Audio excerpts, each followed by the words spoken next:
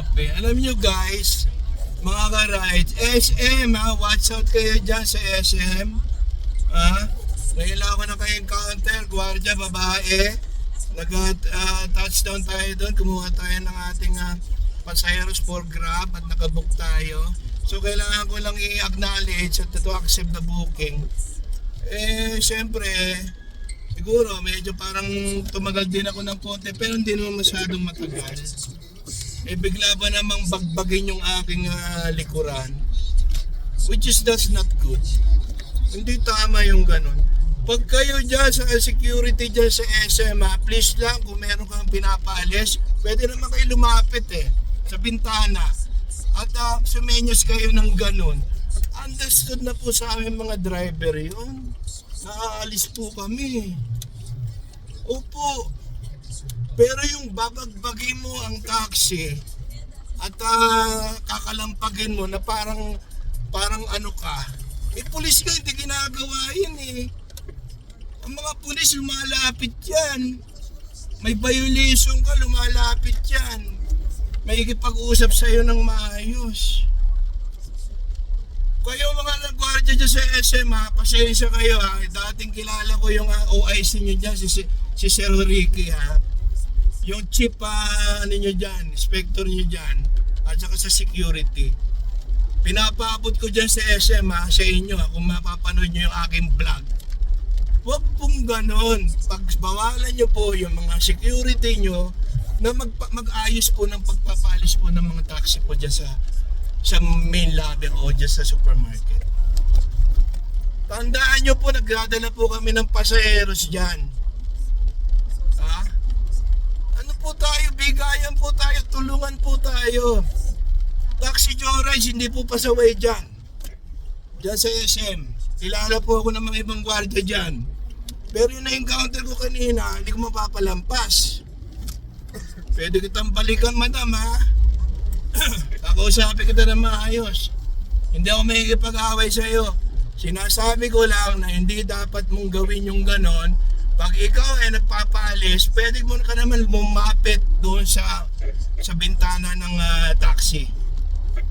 At sabihan mo kami ng maayos. Nagulat pa nga ako dahil kasi may narinig yung kalampag ang lakas Alam mo ba, mababagbag yung likuran ko Tapos gwardiya pala, pinapaalis ako. Alam ko naman pong marami pong nagtatouchdown sa location. Naiintindihan ko po yun, hindi na pasaway, alam ko po yan. Pero yung babagbagay mo ang taxi ko, that's not good. Huwag naman tayong ganon. Pagsabihan nyo mga gwardiya nyo, sir maraming mga loko rin na taxi driver dyan, baka mapatulan yung mga gwardiya nyo dyan. Yung mga ganyan mga protocol na ginagawa ng mga gwardiya nyo, hindi tama yan. Ako nga, mahaba na pasensya ko parang uminit ang ulo ko kagad na-stress ako sakit sa tenga ng balabagbag naku. Huwag po tayong ganon. Maging makatao po tayo. Meron po kayong nakikitang makipag-usap po ng maayos. Huwag po parang bastos ang dating sa akin bastos yun.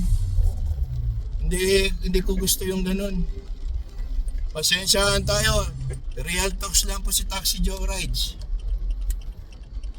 Ay naku. Yun lang po masasabi ko mga ka-rides At yung aking mga kapula, ingat po kayo sa SM at may mga ilang gwardiya dyan na ibang klase ang ugali. Sa akin masama yung ugaling ganun. Hindi tama yun. Huwag ganun.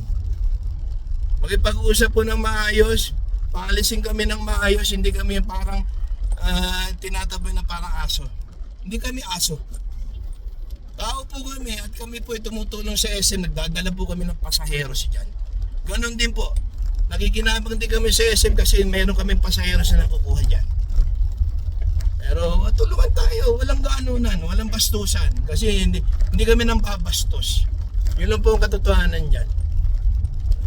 Gigigil na naman ako Ay naku, talaga lang Sige mga ka-rides, pasensya na Maraming salamat po. Ingat-ingat po kayo dyan. Yung ating mga kapulihan, keep safe. At hindi pa rin tumitigil ang ulan. Madulas ang basa, alam nyo na. Pagbutihin at ingat-ingat po. Galingan po mag-drive.